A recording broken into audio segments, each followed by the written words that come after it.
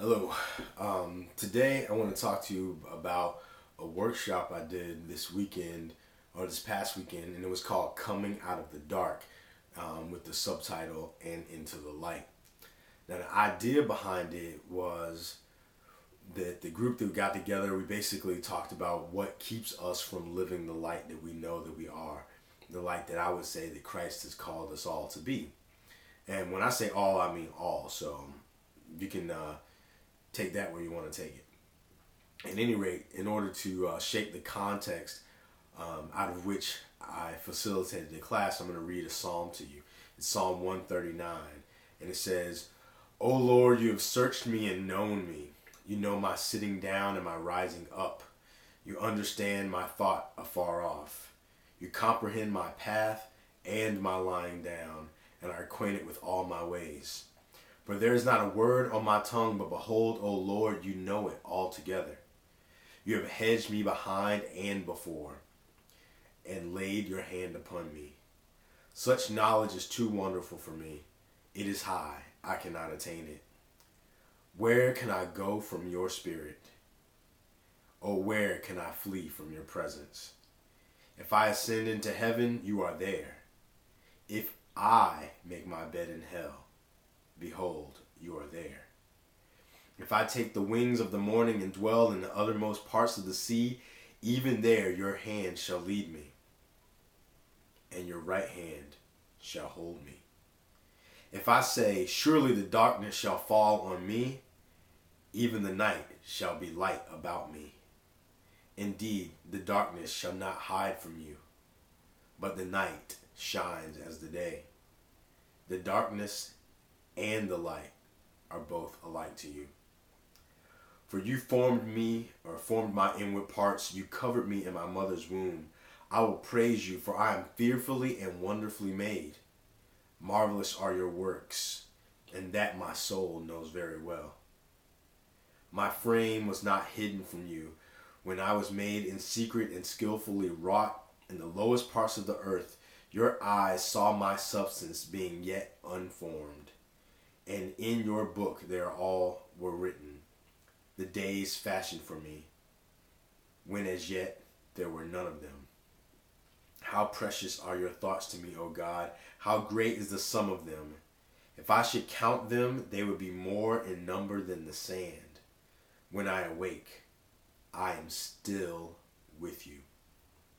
And then from there it goes on to say, "Oh, that you would slay the wicked, O God! Depart from me, therefore, you bloodthirsty men, for they speak against you wickedly. Your enemies," and it goes on, but not that far on. But in the beginning, is very beautiful. And the points that I would love for you to take away from this are the idea that if we choose heaven, God's there. If we choose hell, God's there.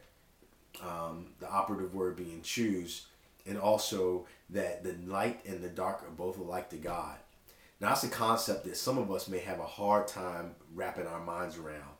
Also, we might have a hard time wrapping our minds around the idea that when we were formed or when we were unformed, meaning that there's an unformed essence of who we are that exists with God before we were formed.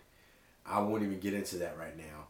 But what I want to bring up is that when we were doing the class, when I was facilitating the class, what we were trying to do was understand that there's a part of us that we know that exists in the realm of God, ever present and fully realized.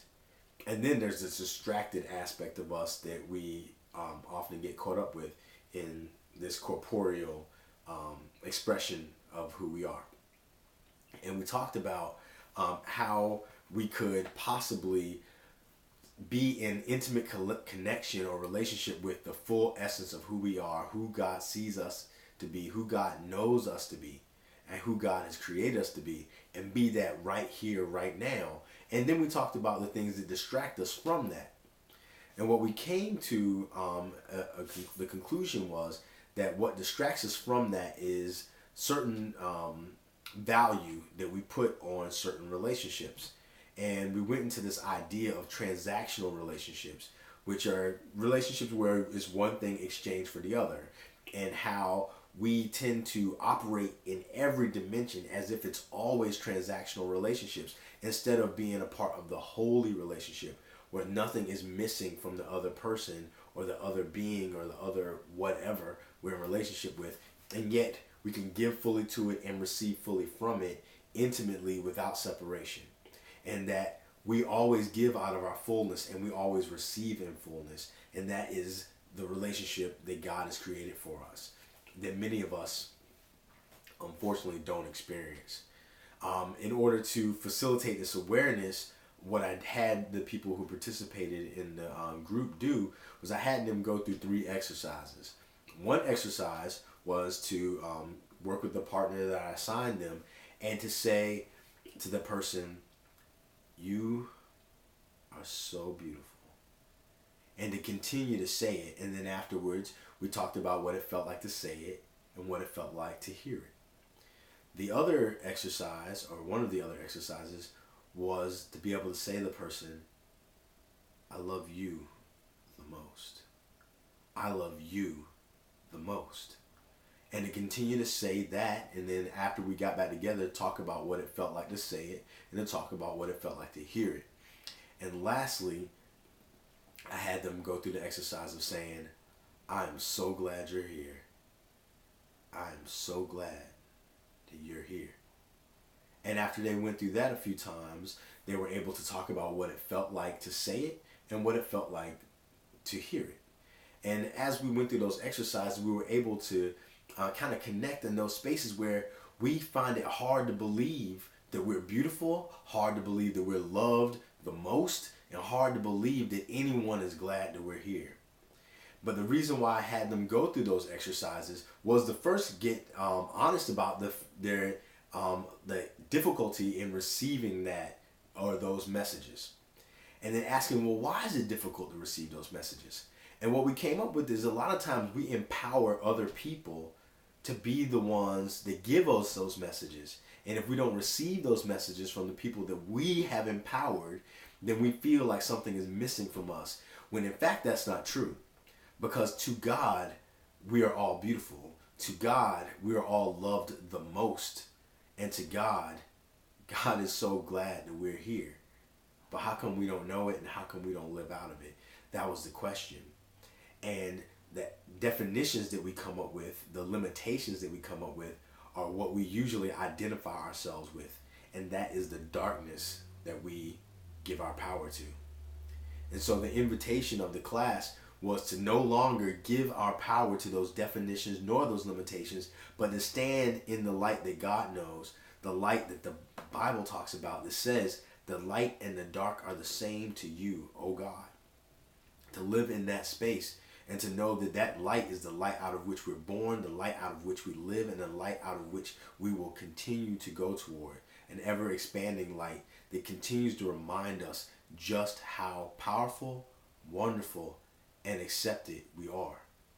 But if you're not feeling that right now, if you don't know that right now, and let me tell you that this is something that can be known in the depths of hell, whatever that may mean to you, whatever hell means to you.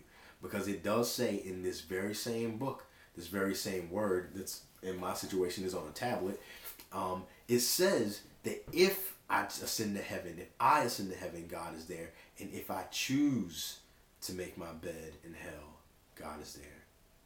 And there is nowhere that God is not, and there is nowhere that God is diminished. So God is fully present anywhere and everywhere that we can find ourselves, anywhere and everywhere that we create, and anywhere and everywhere that we can say is not yet created. Now that part right there is a mystery, and I won't really get into it right now. But what I want you to know is that no matter what darkness you think surrounds you, no matter what darkness you think defines you, no matter what darkness you think lives in here, the light of God can fully permeate that place. And in fact, the light of God is fully permeating that space.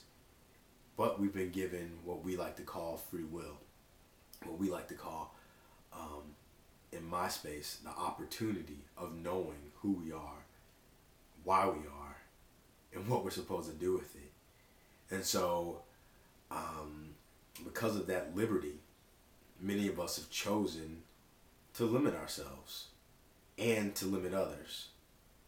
But when you choose to come out of the dark and into the light, you realize that that's something that none of us really wants done to us, and something that we really don't feel comfortable doing to other people. And so what do we do about it?